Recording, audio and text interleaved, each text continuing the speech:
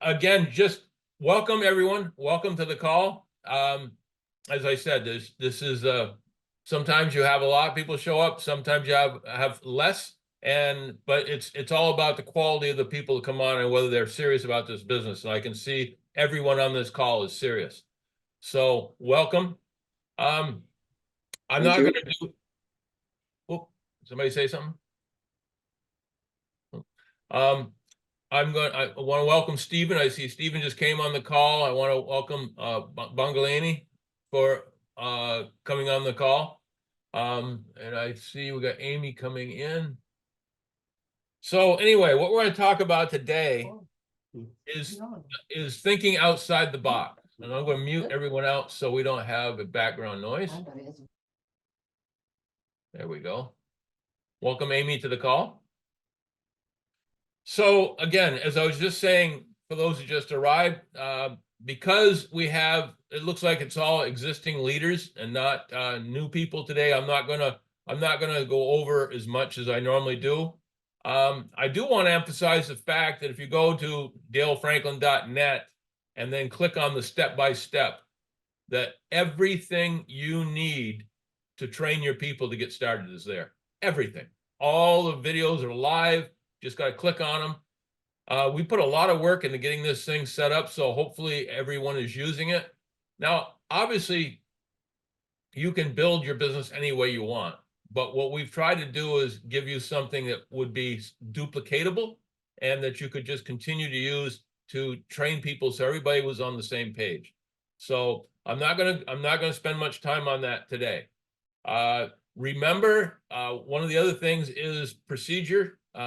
Remember, the ideal situation is to invite people to the Thursday opportunity call, and then if they join as an affiliate, then get them on the onboarding video from Josh Swagel, which is in that step-by-step process, and then to bring them on Mondays to this Monday with Dale call so we can give them orientation and training and get them off to a good start. Okay, that's the process.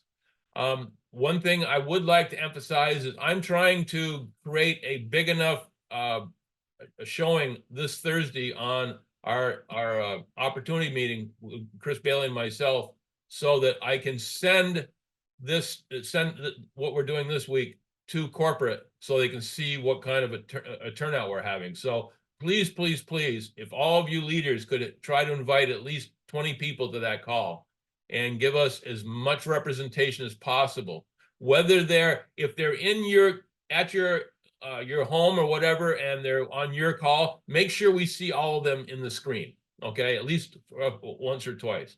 If they're coming in from different IP addresses, that's great because it shows all the IP addresses and certainly helps us. But the bottom line is, I'm trying like heck to get us more of everything from corporate, and so I need to show that we are active, we are dedicated, and we're growing. Okay, so that's that. So again, just looking at some of the things that I normally talk about. You guys all see me do those so many times that I'm not going to repeat them today. Today we're going to talk about thinking outside the box as far as growth. Okay.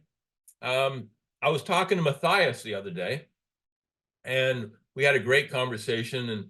And after we talked about some of his prospects, it got me thinking about that I hadn't really done anything recently as far as how people do really well building their sales team, both their customer base and their affiliate base. Well, we talk about different things, but we don't talk about specifics as much as we probably should.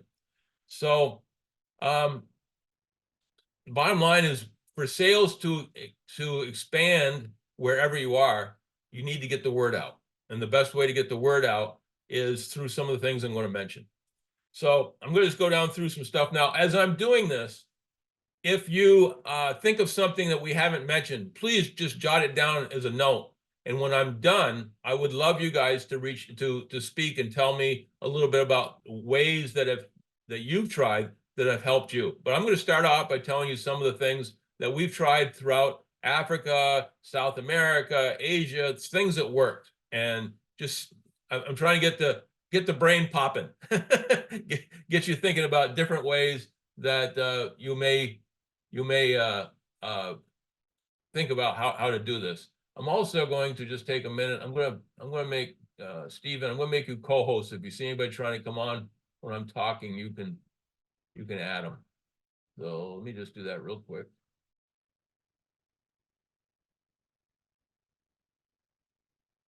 There, Stephen, you're a co-host. So if you see somebody I miss, just bring them on. All right, so thinking outside the box. There are a lot of ways that we can get the word out, and many of them have worked very, very well.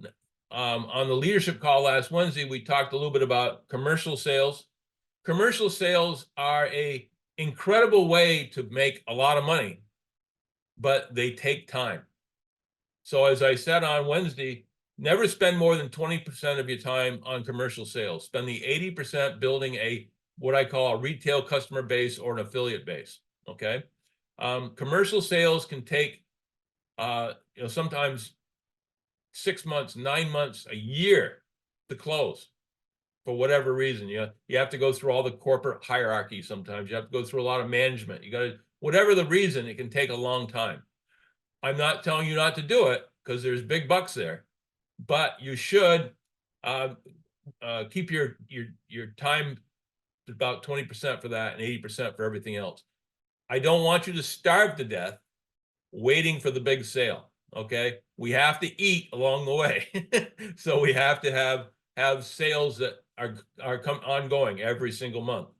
So that's enough about commercial sales. That's one way. Another way that I mentioned to Matthias was something that's really worked well for me throughout, especially throughout Africa, is working with churches. Now, let me explain what I'm talking about. It can be a church, it can be an organization, whatever entity has fundraisers, okay? And we'll stick to church to start with. Every church has a group of people that are constantly trying to create fundraisers to support that church. And I think you'll agree with me, it's always the same people. And they have a few things in common. As soon as they finish one fundraising project, they got to start another. Another thing that they all have in common is because it's the same people all the time, they are exhausted. They are just tired out, okay? And because of the way they do things, they're constantly, as soon as they finish one, they got to start another one. Well, what we have done in the past is we have created basically a fundraising thing for the church. And there's many ways, and I'm going to talk about a few of them. There's many ways you can do this.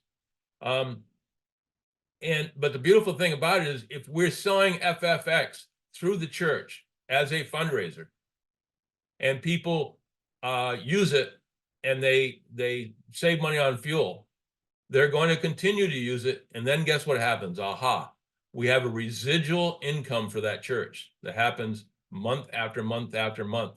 So those fundraisers can relax a little bit. Okay, all they've got to do is expand on the program they've already created rather than making new programs. The people who are donating, quote, donating by buying the FFX are happy because they're not just donating money by itself, they're getting something in return. And they're getting something in return that's of value to them. So suddenly they're less worried about how much they give. Just mute that out there, okay? So again, that's kind of what we do with church. Now, there's several ways of doing the church. Mary Jane, please, could we mute you, please? A lot of background noise. So here's a couple of things you can do. The bottom line is you can make the church an affiliate. Okay. And then you can make you can either just leave it that way, or you can make the fundraisers, the people that are always doing the fundraisers, affiliates that have signed up under the church. Okay. What that does is now those fundraisers are helping the church and making money for the church, but they're also making money for themselves. Okay. So again, that makes it a lot easier for you to find volunteers that are willing to do this. So that's part of it. Then on top of that, the pastor could become an affiliate first and then make the church an affiliate. Especially for certain pastors that might have more than one church in different towns. Okay, they could become an affiliate themselves and then make each one of their churches a affiliate, and then the fundraisers under them. So now you see where I'm going with this. You're creating the same kind of hierarchy that we are creating with My Daily Choice, but we're doing it in such a way so now that those fundraisers are making a little money, and they're more incentivized to do what they're doing to help the church. The church is making money, okay? The pastor is making money. You can even go so far as if you find an apostle or a bishop where they could actually join forces with a bunch of pastors and they could be making money. So again, it all depends on how the church wants to do it or the leadership of that church, but the potential's there for everyone to make money and get a residual income for the church or churches that is going to be ongoing month after month after month. Because if you're saving money on fuel, why would you not want to buy this product again next month or the month after that and a month after that? So again, this is something we've done throughout Africa, throughout South America, somewhat in Asia, and it's worked very, very well to give you a customer base that is already somebody spending money, but they're spending money as a donation. They're not really getting anything back from it. And now it just makes it work so much better. So I hope that gets you thinking a little bit outside the box there.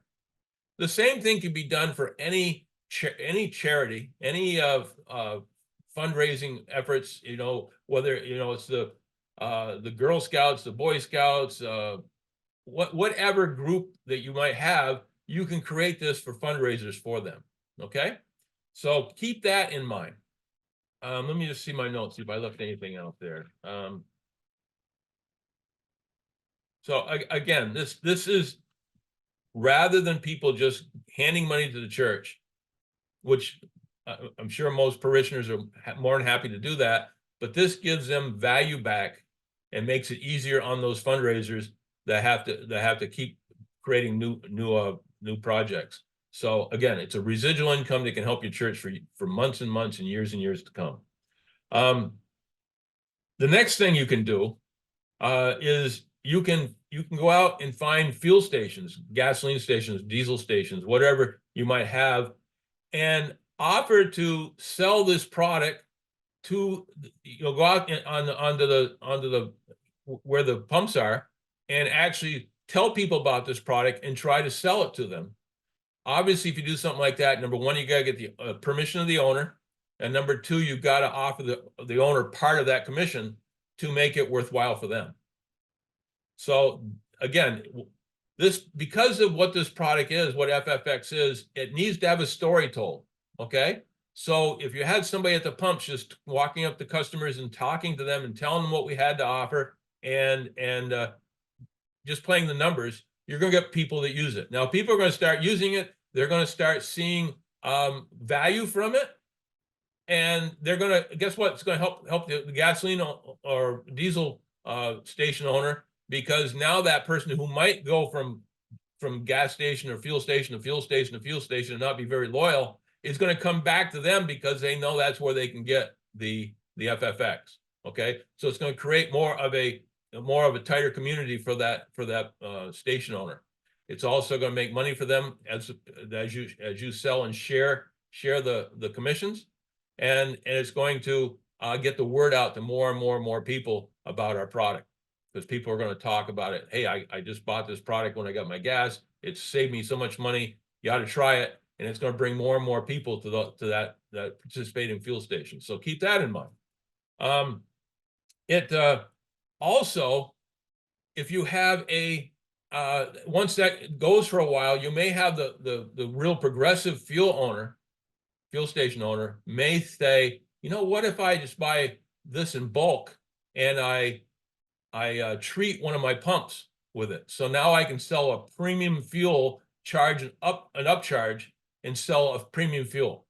So that's another way that the owners can make money. And if that's the case, then if they're buying bulk from whoever introduced them to that, they're going to make money too. So again, I hope you see what we're talking about. We're expanding the brand by doing this. We're helping the affiliates make money, and we're creating a bigger, stronger customer base for that fuel station. Okay. See, the next one I want to talk about, I'm going to use an example. Sam Robinson. I want you to remember that name. Sam Robinson is a friend of mine. He got into this business years ago, back before it was called FFX. He's from Jamaica. And this is what he did. He went to a friend of his who he knew very, very well. And he said, I have a fuel additive. He says that I want you to try. And if, you know, it's got a money back guarantee. I want you to try it. I know it's going to help you save money on fuel. Try it, and then I'm going to come back to you in a week or so and see what you think. So he sold it. He sold the product to somebody. They tried it. He went back in a week, followed up in a week, and he found out they were very, very happy with it. So then he asked them, I got one more favor. Now that you know it works, give me the name of 5 people that you know and trust, who know and trust you, that you can refer me to, that I can go talk to about this product. And I can say, you know, such and such gave me your name and referred me to you to talk about this product. If you find a customer who's really, really excited about it, they may even offer to call those people first and give them a little heads up, so that, you know, you have people that are waiting for your phone call. So what he did, he started out with a 1. That 1 gave him 5. Those 5 all liked the product, and they gave him 5 more names each. Now these have got 25 new ones, and this kept going on and on and on. So in a period of 2 years, he built a customer base of 4,000 customers. Now he was selling them on average. Yes, Sue, that's worth clapping about. Yes, that 4,000 customers bought on average 1 of the bottles every month. Some of them bought foil packs, some of them bought, but we'll say they averaged 1 bottle a month that they use for themselves and maybe to help their other vehicles through their family or whatever. And Sam was making $11 profit on those customers back then. Okay, $11 times 4,000 every month. What's that come to? $44,000 US per month is what Sam was making every month by just doing retail customers. Okay, so I want you to feel the impact of that. Okay, it's a residual income because people use the product and they like it, even if it takes them 2 months to go through a bottle. Okay, so you get them every other month or whatever. I hope you understand what I'm saying is the potential for huge amounts of income just from a customer base is there. And it's very easy. And then that just, as time went on, it exploded because just more and more people's friends heard about it and started reaching out. And what also happened was many of those customers started asking, well, if I'm referring all these people to you, is there a way for me to make money at this? And Sam would come back and go, yes, why don't you become an affiliate and you can sell to your friends? And they said, the friend would say, well, what happens to you? Do you not, now I'm taking the money out of your pocket? No. I get a residual. I get a residual for everything you do.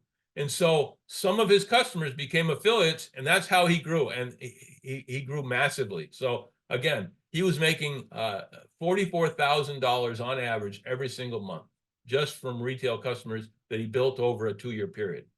That is pretty impressive. So that's the story of Sam Robinson. I hope I got your minds firing as far as all the different ways you can make money. Another thing you can do, and this happened in Nigeria. We had an affiliate in Nigeria. Now, I always talk about helping everybody make money. He was a little more greedy. He wanted to make all the money himself, and so this is what he did. When I say he wanted to be the recipient of all the customers. So he let people come into his little business he had, And he either, if he knew them, he might consign them 4 or 5 sachets at a time. Or with people he didn't know, he would sell them 2 or 3, whatever, at wholesale. And then they would go out and sell them. And when were done selling them right on the street, like you see in Kenya, you see all over Africa, people, whenever you're in a traffic jam, there's always people selling stuff along the traffic jam. They would go out and they would sell his product. And once they sold the 2 or 3 or 4 or 5 or whatever they had, they would come back to him. If it was somebody he consigned the stuff, they would give him the money. He'd give them their commission. He'd give them some more product. They go out and do the same thing over and over again. If it was somebody who was buying the product, they'd buy it wholesale, sell it retail, come back. Once they sold it, they come back. They'd have their profits. They'd take the money they used for buying their product and buy some more, and they just go back out and selling. This is the way you can get people who don't have a lot of money to get out there and start selling your product. And you get a lot of people doing this. It can really add up. And say they're only making, let's say they only make $1 per foil pack. Okay. If they get good at this and say over it, so say just during the day, one day they sell 10 foil packs, and they do that every day of the week for a month.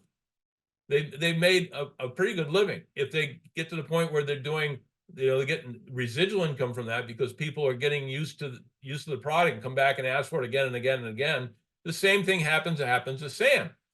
They make more and more money. So it's a good way for people to start out very, very low, very little money up front. They can go out and do this, and the person who's selling them the wholesale amount of product is going to make a lot of money over time because he's getting more and more people out there doing it. Okay, so that's one way. Just looking here at my notes again. The other thing that he did was he also gave people a finder's fee.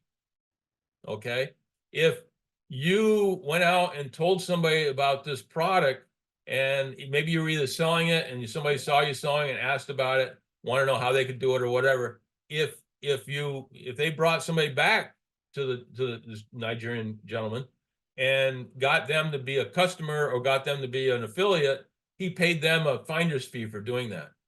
He personally signed everybody that he talked to like this. I promote, helping people under you by letting people under you sign people who sign people who sign people. He signed them all. So he had a tremendous amount of frontline people. He became one of the highest ranked people in the world in the old XFT by doing this. And again, if somebody brought somebody to him and became an affiliate, I think he gave them like a $25 finder's fee, which was substantial for a Nigerian. And he built a team where he had a first generation base of several thousand people. So again, these are different ways that you can go about building your affiliate base, building your customer base, making tremendous amounts of money when you have people who are you working with who don't have a lot to start with. So those are just some of the ideas that I went back and found through my notes that have worked very, very well.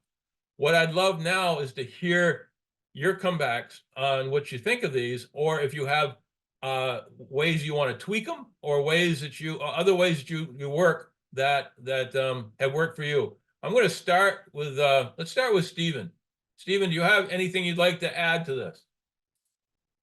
Amen, amen. Dale, first and foremost, I want to say hello to everyone. My name is Stephen, and Stephen, who is Stephen? Stephen has been in the industry for the last 17 years.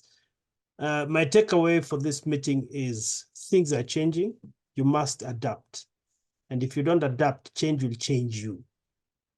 So look at where the direction of where we are going. And what Dale is simply saying is, look, we must start making some sense out of what we do.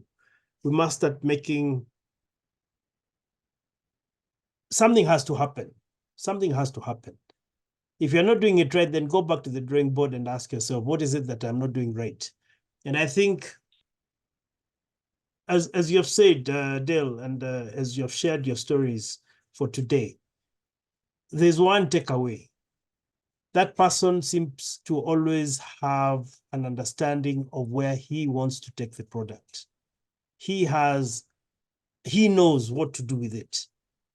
And that is, I think, step number one. Do you know what we are actually selling? Do you understand how it works?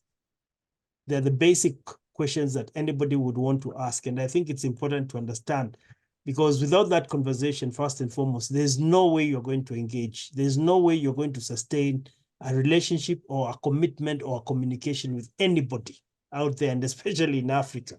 You'll be asked two questions and out. And that is the problem where we have. Second part is, I call them dodgy questions. Dodgy questions are, Charles, in Ghana, do you have paperwork? Well understood. But again, I don't expect Charles just to collect all the information and before you take it to the shop, have it ready. There are modalities. And I think that's the modality of saying, look, we are starting somewhere. Even when I start with my shop, I don't start with a supermarket. I start with a small shop. So let's agree. Let's agree that there are basics that we must achieve. There are basics that are far-fetched, and especially when you meet an audience that does not understand what you're actually sharing with them. And at the same time, I think it's important to understand, where do you want to take your product to? Who do you want to take it to? If I target my people, or I'll give you a good example. Today, I had somebody who came to see me a bit later, about 5 somewhere. And he asked me, FFX, I've used your product. Have you thought of taking it to the Matatu industry? Matatu industry is our local public transport. And I told him, yeah, we have been trying, but we seem not to be getting the math right. So he says, yeah, but aren't these not the people who actually do this?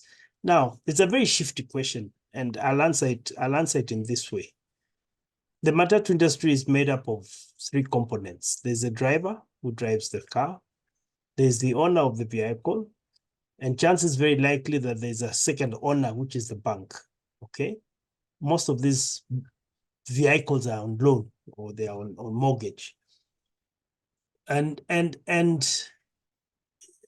that was agreed. That was agreed. And I told him, okay, number one, when you have the driver, he'll want to make money for his own pocket. He'll never tell the boss that he's using our product. Disadvantage, because if you don't share, then you have a problem. For the Matatu owner, or for the person who actually runs or owns the brand, he will tell you, yes, I love the product, but then how much is it going to save me? How much? You need to calculate for him. Again, you must sit down with the owner and go through his merits of how much he actually makes. You have to make sure that this person puts the product right in his vehicle. Okay? They don't put, they sometimes he gives it to the driver, and the driver, instead of putting it, puts it in his pocket and simply tells him, boss, it didn't work. So you have to go there, make sure it's put in the vehicle, you read some details, even if it's taking a few photos, you do what you need to do. And thereafter, let them go for the trip. I am sure 101% he'll always come back with results. So when somebody tells you FFX does not work, or it did not work in my car, he did not take time to understand the product. He did not take time to even, he's trying to brush you off. But persist and tell him, can we do this again? Definitely you'll get a good result. And that I know for a fact. Thirdly, this is an American brand. And anybody who has lived in Africa, everything from America has gone through some serious scrutiny. You will not get half notes. This is not a Pakistani Karachi product. This is not Chinese. This is an American brand. So it stands tall, and it has gone through the tests that are required for its market to work and for our market to work. So again, you must understand where we want to go to. Finally, we have the people who say they have warranties. Oh, my car is on warranty. I cannot use anything outside the warranty aspect. I want to say BS. We'll feel in what BS means later, but it's as simple as this. The fuel that he actually uses is even worse than what you're offering him. And I wish they would understand, because it takes time for somebody to understand. And when they understand, they do the math. Like now, when I was explaining to this, I told him, look, you save on fuel, you save repairs, you save on transport, you save on how much you're going to spend. And even at the end of the day, you have a problem with your vehicle, we still have insurance. How much is the worth of our insurance? Local money is about 4 billion Kenya shillings. American dollars, we're looking at $4 million. We are able to cover your cost in case it is our product that has a problem. But don't give excuses. If you can't do, then don't do. If you are going to do, let's do. And let's be honest, let's not dance with facts. And I think, Dale, today you have talked about what needs to happen. So we have actually had a meeting today, the four of us, Madam Sue, Daniel, Matthias came around to the office, and George. And I want to sit down and tell people what I feel personally, because when you see a good thing, you must share. How it comes to you doesn't matter. What is most important, that it's a good thing. We are not getting enough audience. And even the people who are getting the audience, I don't think they're the right audience. We must get the people who make decisions. If I am a user, I use the product to take when I go out of town, I must use the product. I've not been using it. I feel empty not using it, because I must use the product. That's a feeling I have for FFX. Okay? For those who understand logistics and mathematics of the pocket, you must understand those details. So it's a takeaway. So today we have actually been able to, we are trying to put together our social media channels. We tried, it was a bit messy, but I think out of the mess that we have done, we'll always come up with something good. We are going to repeat it again on Monday. And I want to take this opportunity to say thank you and ask all of you, look, this is a challenge. This is 2024. Sit down, go through what you need to do. Charles, I think I had your question last time. Dale, can you avail for him some paperwork from the Extreme Factor product that you guys had registered prior? We can always find a way around, because we are simply just going through the same product. Same thing with South Africa. If you can have some paperwork of what we had before, this was just rebranded. So again, we are not taking shortcuts, but I think it's time that we just simply sat down and looked at the reality of exactly what we need to do in the market. It is not easy, but it is very easy. It's all about how you want to close. If you close it well, you'll have the sales. If you close it badly with ifs, I don't know, you'll close with ifs and I don't know, no money. It's as simple as that. Okay? Dale, back to you, sir. Okay. Sorry for taking time. No, thank you, Stephen. Thank you. Basically the bottom line is, we just got to get the word out, like with any product, and where many products use advertising to do that, and spokespeople and things. With network marketing, it's more word of mouth. And the reason you use word of mouth is you have to have a product that works, and we do. And it's just once people start talking about how well a product works, it grows like wildfire. And that's what we see around the world with our product. But the bottom line is, people have to see the value. They have to see the fact that it works. And you need to, Stephen, you mentioned talking to commercial accounts and stuff like that, or bigger accounts. You have, what I did when I first started this business and what I promote is go to people first, that you trust and love, that love you, and practice. They may still buy from you, but go into it just to practice, and then go after smaller accounts, like an Uber driver or whatever, and talk to them about it. and get an idea what people ask for questions, so you can be, any questions they ask you, you be prepared. When people go and start out with a big commercial account right off the bat and don't have all their ducks in a row, if they ask a question, you don't know the answer to it, it doesn't leave you in a good light. I've always said that when you go after commercial accounts, most commercial owners of businesses and stuff like that are going to ask you about 3 questions. And if you have the answer to those 3 questions, bang, bang, bang, they're going to assume you're an expert and they'll stop asking questions. But if you can't answer those 3 questions, be prepared for about 20 or 30 more, because now they're testing you rather than the product. They're trying to find out whether or not you know what you've got. So it's so important to kind of practice on people that you love, people that respect you, then go after small businesses or retail customers and talk to them and get used to what you're going to be asked for questions. So when it comes to that time when you're talking to the bigger accounts, you'll have already been prepared and you'll know exactly what to say. So keep that in mind. I got written down here incentives. You got to give people an incentive for trying this, and you know, with our product, it's saving money. It is easier. I've been in business my whole life. It is easier to figure out a way to save money on your expenses than it is to go out and try to make more money.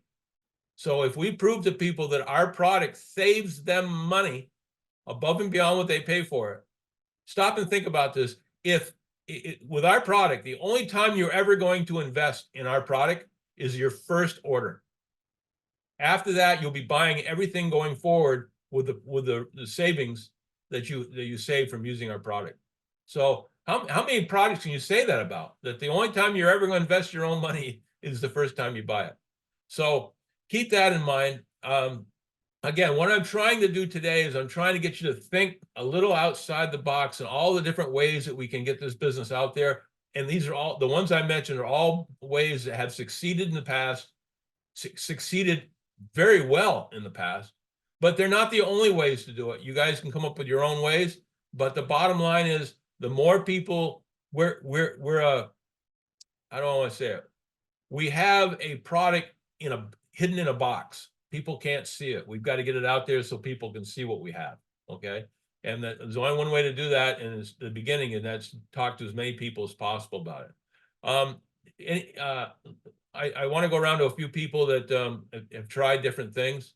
Matthias, I know you've tried some things. Would you like to would you like to reiterate on what we've been talking about, or suggest anything that that you might be doing that would help?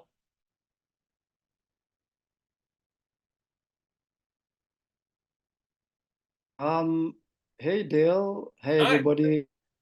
I think my internet today is quite unstable. I don't know. Can you guys confirm whether you can hear me well? Okay, Yeah. great. Dale, if you don't mind, please just repeat your question. So that I get that. Sure. I was wondering if have you tried different things that have worked for you? Have any of the things I mentioned today, do any of them give you that aha moment? Is there anything you'd like to add to what we've said so far?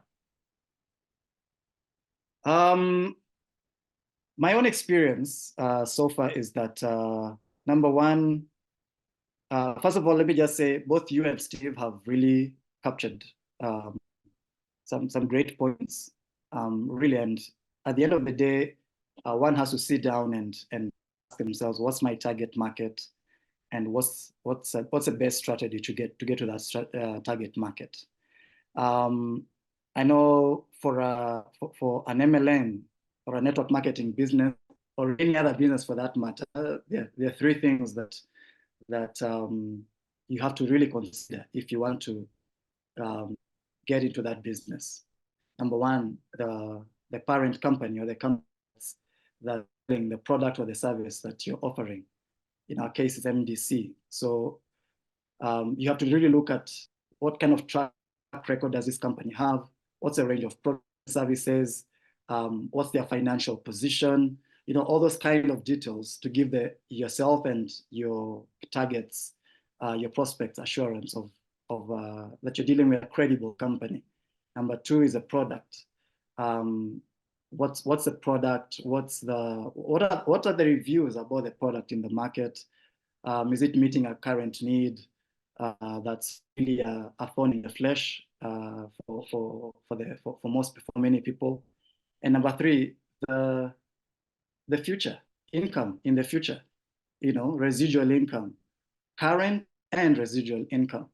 And I think we have the greatest opportunity because our business meets the three criteria very, very extremely well. I don't think there's any other business right now that meets this criteria the way MDC and Fuel Factor X meets these three criteria.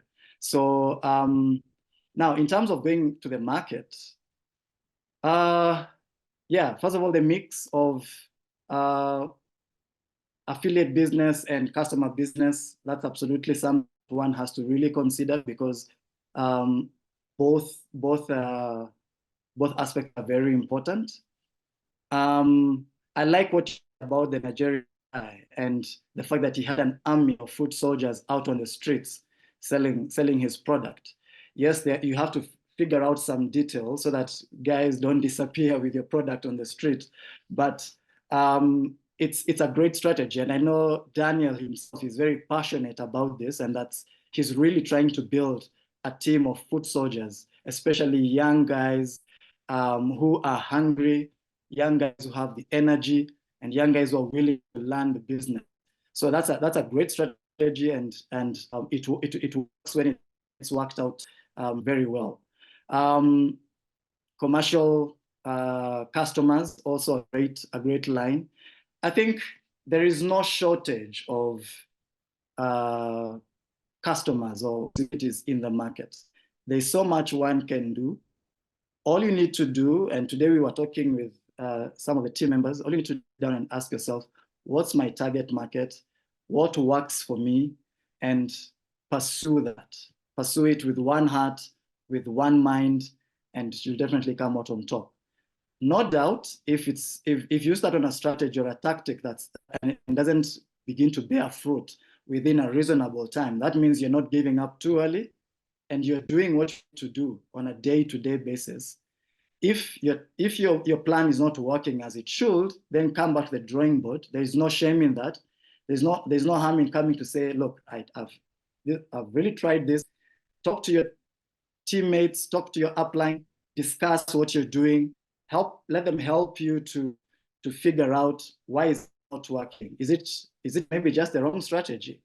Or is it that the approach, the tactics that you're using on the ground are maybe not working the way they should? So there's no harm in coming back to the drawing board and asking yourself, is this really working?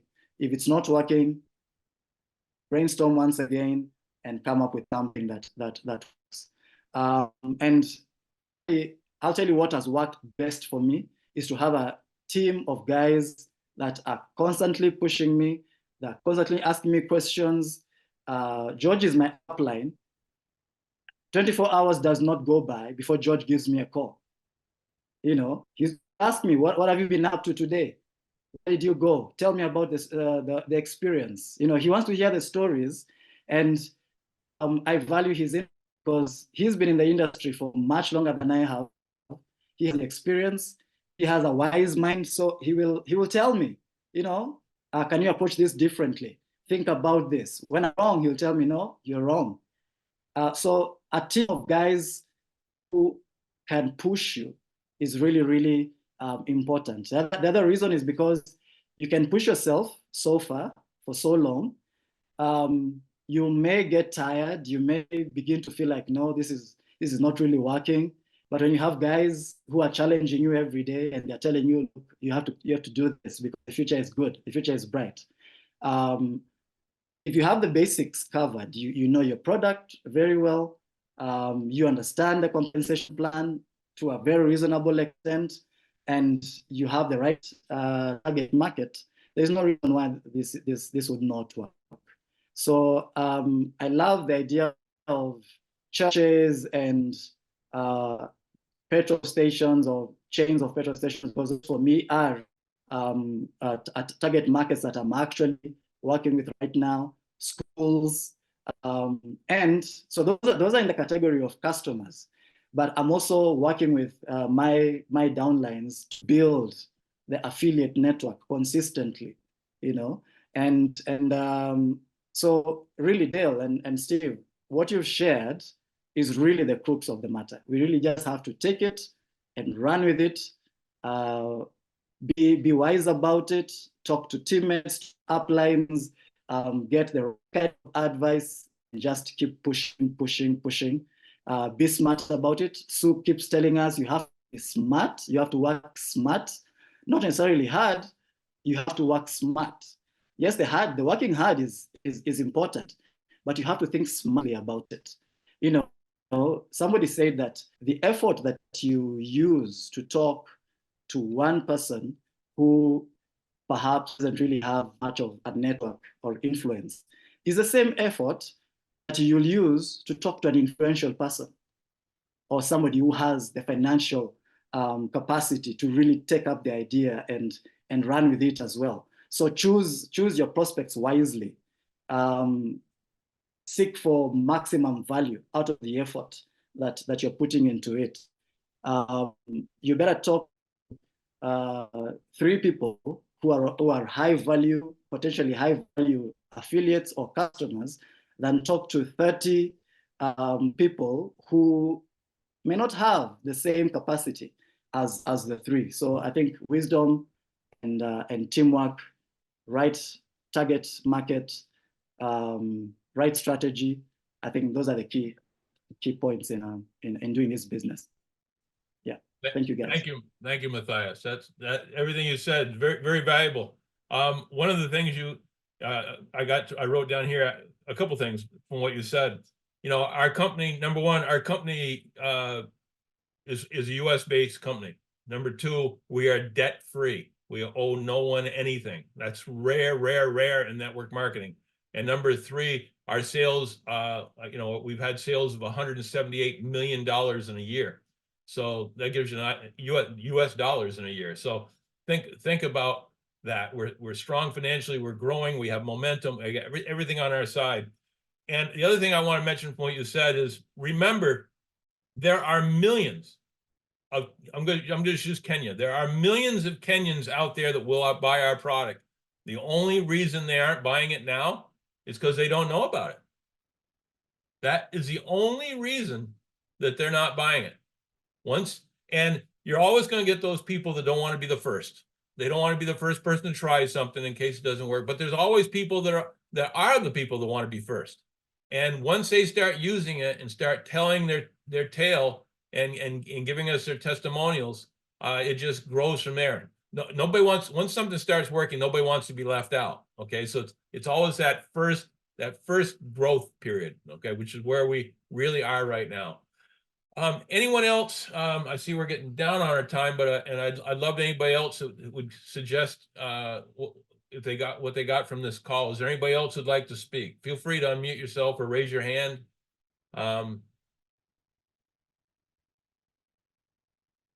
If not, I'm going to call on somebody.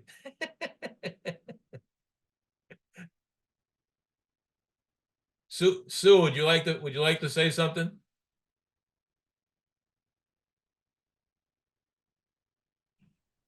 I knew it, Dale. I just knew you were going to call on me. But it's good. I wanted everyone to say something, so I was just giving them the opportunity because I always have so much to say, you know. So first of all, I just want to say I appreciate everyone on this call. I might not mention you all, but I've gone through the list, of course, so I know who's here, and I see no one is new to the call. I want to, you know, the reason we are all on this call is because of our belief level. We have all used the product. Nobody is new to the product, and we've all had good results. Just to give an example, I see my good friend here, Charles, from Ghana. I know, I can see his background and it's saying like VAT invoices. And I know he's in the office. I know it is 7 p.m. He should be at home, but he takes the time out to be on this call. I also know that the product is not currently registered there, nor is it in South Africa. But these guys on this call, they're dedicated, their belief level is high. So I'm just so happy, and I just wanted to mention, because for us, okay, everything is happening, but you guys, you're sticking with us, and it will not be in vain, because you know the product, you love the product, you have the head start, you know so much already, and that's why you're here, right? So anyway, back to what you said, Dale. This thing about looking for a customer base, it's actually what we're talking about today. We had a meeting and then another meeting, the African way. There was a meeting after the meeting, but I think it went very well. Some of us had 1 cup of tea, some had 2 cups of tea, but these are the things that we're discussing. So this is so, I would say, like, it's in the spirit, because this is exactly what we're talking about, building a customer base. And if you're going to do that, adding it to the affiliates, of course, we are all still looking for affiliates, but that customer base, that customer business also allows you, when you're there, there's the retail bit, which is not bad at all. I've always been a team builder, but I find that with Fuel Factor X, it's possible to sell sachets.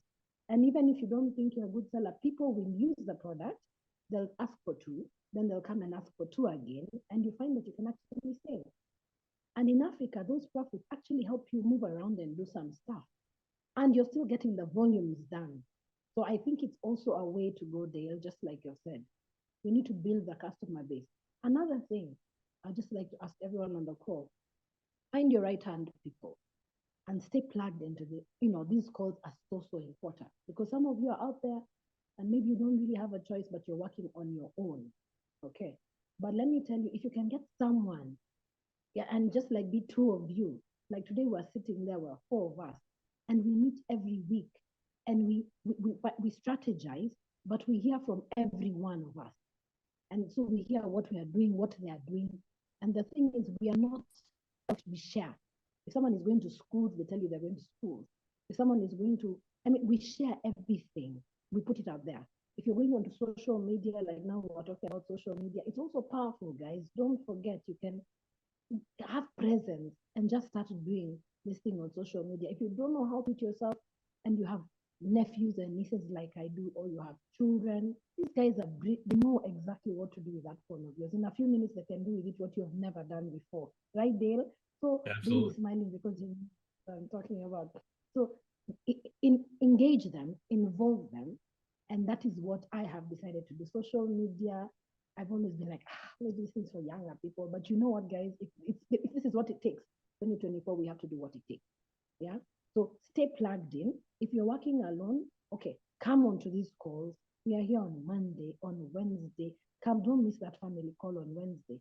And I know some of you are staying plugged here because you can come and hear what everybody is saying, get all these ideas, how to move the product. And I'm telling you, you have to think out of the box, like Dale said. This meeting is about like just thinking out of the box. And there's no way you're going to leave this call today without a new idea on what you're going to do. Like Matt said, we always say, you have to think smart. 2024 is a year for thinking smart. You have to stay ahead of the pack, and you've got to do whatever it takes. Dale, I just want to appreciate you for always like being here for us, for having these calls. Actually, today I'm very happy that this is the number we are on the call, and with no new people, because sometimes we just need to discuss some of these things. It's not the number of the people on the call sometimes, it's the quality, and it's about who we have on the call. And everyone here has the potential of making serious cash, life-changing income with this business. So thank you, Dale. I know I've gone a bit over time. Back to you, Dale. Okay, so thank you so much for everything you said, and I agree with everything you said. One of the things you mentioned was, you need to have somebody in your corner working with you, and it's not just you guys, it's me. I have a partner, Phil Reynolds, and we talk every single day, sometimes 4 or 5 times a day, and we're no different than anyone else. I have days when things go really, really well, and I call Phil to get him excited about it. And there's other days when I have I just seem like I've been banging my head against the wall all day long and nothing is working. And so I call Phil just to say, hey, bring me up, and he brings me back, So you're so right. You need to have that accountability partner, let's call him, that keeps you going.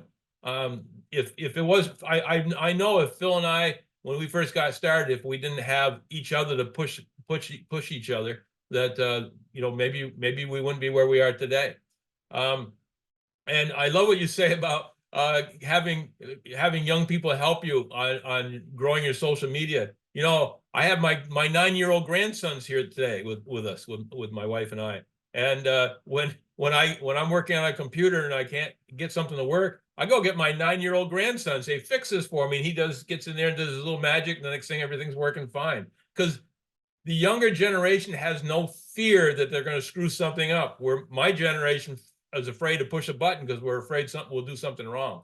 So you're right. That's get your social media out there. You have all the tools today that, you know, stop and think about the people who made vast amounts of money 20 years ago with the old XFT, which is the predecessor to FFX. We made it without all the social media, without the Facebook, with all of that. We had to do it belly to belly. Today, it's so much easier to get the word out. So thanks for everybody for coming on. Please keep in mind, we have our leadership call on Wednesday. We have on Thursday, we're going to have the call with Chris Bailey doing the opportunity presentation. Please, please, please try to bring as many people as possible to that. I really believe between that and our step-by-step process with everything that we have, all the videos embedded in that, you have everything in one place to build this business and make it grow. I realize in Africa, a lot of people don't tend to do stuff digitally as much as we do in America. They don't like to spend their phone time on this type of stuff. But trust me, if you own a business, you have to invest in this type of business. It just means investing a little phone time to make sure you know what's going on. So having said that, you know, you guys know I love every one of you. I want nothing but to see you succeed. And I can't wait for us to get this thing rolling so that I can come back over there and we can just take it up the next notch. So have a great rest of your evening, and we'll talk to you soon. Have a great night.